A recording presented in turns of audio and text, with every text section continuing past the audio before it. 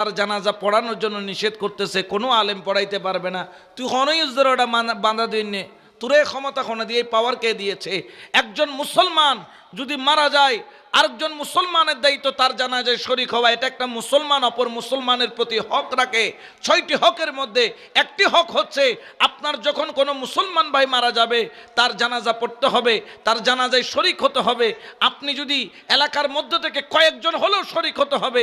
যদি কেউ শরীক না হয় এলাকার, তাহলে সবাই গুনাহগার হবে। আর সে তো কাফের নয়, তার ভুল থাকতে পারে।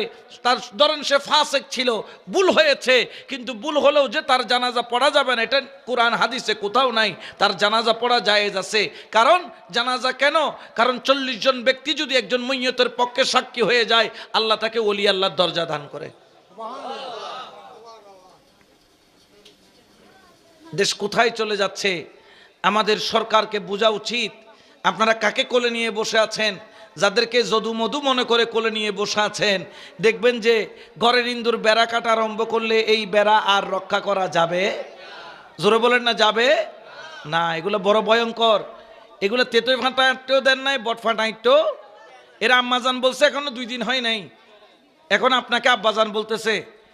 আবার এরা আব্বাজান বলে বাঁশ দিতেও কি করবে না, দেরি করবে না। কারণ এরা কোনো জাতের মধ্যে। খবরদার, একমাত্র আহলুস সুন্নাত ওয়াল জামাত যারা ঈমান আকীদা কখনো কারো কাছে বিক্রি। আমরা তোমরা খাওয়াইলেও নবীর প্রেমিক আছি, না খাওয়াইলেও আছি। তোমরা দিলেও মিলাদুন নবী করব, না দিলেও করব। তোমরা বাধা দিলেও